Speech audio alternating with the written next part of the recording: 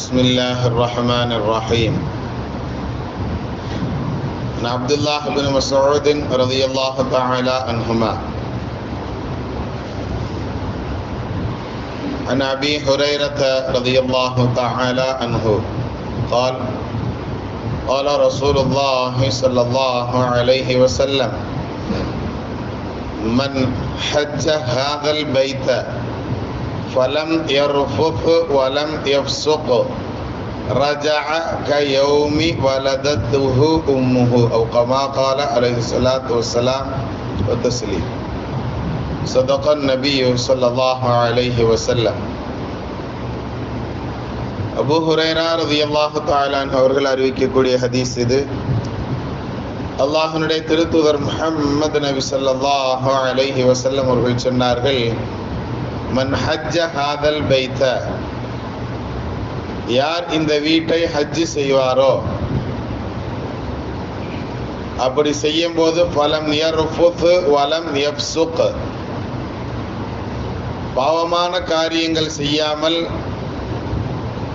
அசிங்கமான பேச்சுக்கள் பேசாமல் இருந்து எவர் இந்த வீட்டை ஹஜ்ஜு செய்வாரோ, ரஜஅ கயௌமி வலதத்துஹு உம்முஹு, அவருடைய தாய் அவரை பெற்றெடுத்த நாளை போல் அவர் திரும்புகிறார் என்பதாக நபி ஸல்லல்லாஹு அலைஹி வஸல்லம் அவர்கள் இந்த ஹதீஸ்ல சொல்லி தர்றாங்க. ஒரு ஏற்றுக்கொள்ளப்பட்ட ஹஜ்ஜு ஒரு மனிதர் செஞ்சாரு அப்படின்னு சொன்னா, அவர் அங்கிருந்து வரும்பொழுதே அன்று பிறந்த பாலகராக வருகிறார் என்பதாக இந்த ஹதீஸ் நமக்கு சொல்லி தருகிறார்.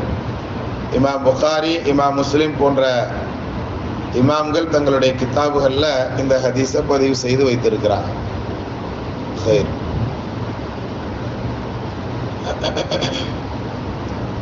இப்ப சமீபத்தில் இந்த கடந்து சென்று விட்ட 6வது மாதம் ஜூன் மாதத்தில் 20ஆம் தேதிக்கு மேல இருந்து என்ன செஞ்சிட்டாங்கன்னு சொன்னா, இப்போ இனி வரக்கூடிய ஹஜ்ஜுக்கு ஃபார்ம் கொடுக்க ஆரம்பிச்சிட்டாங்க.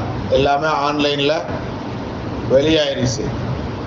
கரெக்டாக 1 மாதம் வரைக்கும் அந்த ஃபார்ம்கள் கொடுப்பாங்க. முடிஞ்சால் ஒரு 10 நாள் அதிகப்படுத்துவாங்க நாட்கள், அவ்வளோதான். அதுக்குள்ளே வரக்கூடிய ஆண்டுக்கு ஹஜ்ஜு செய்யணுங்கிற நியத்து உள்ளவங்க அந்த ஃபார்ம்களை வாங்கி முதல்ல ஆன்லைன்லேயே என்ன செஞ்சுக்கிடலாம்.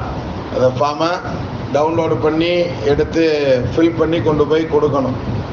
இப்போ இருந்தே அதை நம்ம ஆரம்பித்தா தான் இனி வரக்கூடிய ஹஜ்ஜு செய்கிறதுக்கு, இது முஹர்ரம் மாதம் தான் இப்போ நடக்கு, 1வது மாதம். ஆனால் 12வது மாதம் ஹஜ்ஜுக்கு போகிறதுக்கு நம்ம இப்போ இருந்தே 1 வருட காலங்கள் நாம் என்ன செய்ய வேண்டியிருக்கு, அதற்கு உண்டான உழைப்புகள் செய்ய வேண்டியது இருக்குது. அதனால் ஹஜ்ஜுக்கு போகணுங்கிற நியத்தை உள்ளவங்க, அதுலேயும் குறிப்பாக வசதி இருக்கிறவங்க செஞ்சே ஆகணுங்கிறத நினச்சிக்கோங்க. கட்டாயம் அதை செய்யணுங்கிறத விளங்கிக்கோங்க.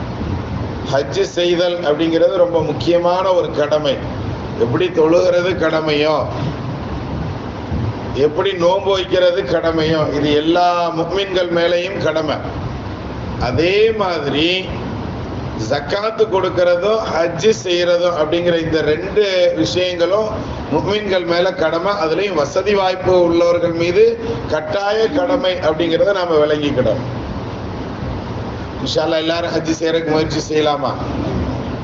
அந்த வீட்டுக்கு அவ்வளோ சீக்கிரம் போயிட முடியாது யாரும். ஹஜ்ஜு செய்யக்கூடிய அந்த காபத்துல்லா அப்படிங்கிற அந்த வீட்டுக்கு அவ்வளவு சீக்கிரம் எல்லாராலையும் போயிட முடியாது. ஹஜ்ஜு அப்படின்னு சொன்னாலே அரஃபால தங்குறது அப்படிங்கிறத நபி ஸல்லல்லாஹு அலைஹி வஸல்லம் சொல்லுவாங்க. அல் ஹஜ்ஜு வல் அரஃபா அப்படின்னு சொல்லுவாங்க. ஹஜ்ஜுன்னு சொன்னாலே அது அரஃபா தான் அப்படின்னு சொல்லுவாங்க. அரஃபாவுக்கு போய் தங்குற நாளில் ரூமில் வச்சு பூட்டப்பட்டவர்கள் எல்லாம் இருக்கிறாங்க. பாத்ரூம் போயிட்டு வரேன்னு பக்கத்தில் இருக்கிற ரூம்மேட்டை சொல்லாமல் பாத்ரூம்குள்ளே போனவங்க, அவர் வண்டியில் போய் உட்காந்துருப்பாருன்னு நினச்சி கூட இருந்தவங்க என்ன செஞ்சிட்டாங்க, ரூமை பூட்டிட்டு போயிட்டாங்க. அவ்வளோதான். அந்த நேரங்களில் இப்போ எல்லாம் எல்லார் கையிலையும் ஸ்மார்ட் வாட்சிலேருந்து ஃபோன்லேருந்து எல்லாம் கொடுத்துட்றாங்க. அதனால் இப்போ கவனிச்சுக்கிடுவாங்க. இருந்தாலும் இப்பயும் அந்தந்த காலத்துக்கு தகுந்தால் போல பிரச்சனைகள் வரத்தான் செய்யும். அல்லாஹ் யாருக்கு நாடுறானோ அவங்க தான் அரஃபால போய் தங்க முடியும். இங்கேருந்து பணம் காசுகள்லாம் செலவு பண்ணி அவ்வளோ தூரம் போய் அரஃபால போய் தங்கலை, குறிப்பிட்டு அந்த நாளில் தங்கலைன்னு சொன்னால் அவ்வளோதான், ஹஜ்ஜு கிடையாது. முடிஞ்சு போச்சு. இப்ப யாருக்கு அல்லாஹ் நாடுறானோ அவங்க மட்டும்தான் செய்ய முடியும். ஆனால் அதை சரியான முறையில நாம என்ன செய்யணும்னா திட்டம் போட்டு, எப்படி ஹிஜ்ரத்துங்கிறது நமக்கு பெரிய பாடம். சின்ன சின்ன விஷயத்தை கூட நபி ஸல்லல்லாஹு அலைஹி வஸல்லம் என்ன செஞ்சாங்க, திட்டம் போட்டு செய்தார்கள். அதுபோன்று இந்த ஹஜ்ஜையும் நாம சரியான முறையில் நிறைவேற்றுவதற்கு முயற்சி செய்யலாமா? அதனுடைய முதல் படியாகத்தான் இந்த மாதத்துல இருந்து நாம ஃபார்ம்களை குறைஞ்சபட்சம் இந்த அப்ளிகேஷனையாவது ஃபில் பண்ணி கொடுக்கணும். அதோட என்ன செய்வாங்க, ஃபர்ஸ்ட் அப்ளிகேஷன் வெரிஃபை முடிஞ்ச உடனே முதல் கட்டமாக பணம் கட்டணும்னு சொல்லுவாங்க. 1.5 லட்ச ரூபாயே எவ்வளோ சொல்லப்படுது. அதனால இந்த பணங்களை தயார் செஞ்சுட்டு முதல் கட்டமாக போய் கட்டணுங்கிற அந்த நியத்து உள்ளவர்கள் முதல் கட்டமாக அதனை செய்யணும். ஏன் அப்படின்னு சொன்னா, அந்த ஹஜ்ஜுங்கிறது மனுஷனை அப்படியே எப்படி ஆக்கிறோன்னு சொன்னா, குழந்தையை போன்று ஆக்கிவிடும். குழந்தைகள் எப்படி பாவம் செய்ய மாட்டார்களோ அப்படியே பாவம் செஞ்சாலும் குழந்தைகளுடைய கணக்கில் அந்த பாவம் வராதுங்கிறது நமக்கு ஹதீஸ்கள் சொல்லும். ஒரு பருவம், குழந்தை பருவங்கிறது எதுல இருந்து எது வரைக்கும்? பிறந்ததுல இருந்து வயதுக்கு வர்ற வரைக்கும் உண்டான அந்த பருவம் இருக்கிறது, இது குழந்தை பருவம் என்பதாக சொல்லப்படுது. வயதுக்கு வந்த உடனே கேள்வி கணக்குகள், அது தொழுகலைன்னா அது பாவங்கிறதுக்கு உண்டான எல்லா விஷயங்களும் குறிக்கப்பட்டு விடும். அது வரைக்கும் அந்த குழந்தை நல்லது செஞ்சிச்சுன்னு சொன்னா, தீயது செஞ்சிச்சுன்னு சொன்னா, அதனுடைய விஷயங்கள் எல்லாம் அந்த குழந்தையினுடைய பெற்றோரின் கணக்கில் எழுதப்படும் அப்படிங்கிறத நமக்கு ஹதீஸ்கள் சொல்லி தரும். அதனால கொஞ்சம் கவனமாக இருப்போம். நாம் பிறந்த குழந்தை மாதிரி ஆகணும்னு சொன்னா, பாவம் அற்றவர்களாக ஆகணும்னு சொன்னா, இந்த பைத்துல்லாவை ஹஜ் செய்யறதுக்கு முயற்சி செய்யலாமா? அல்லாஹ் தஆலா கபூல் செய்வானாக. பிஹக்கி சய்யிதினா வ ஆலி சய்யிதினா முஹம்மதின் ஸல்லல்லாஹு அலைஹி வஸல்லம்.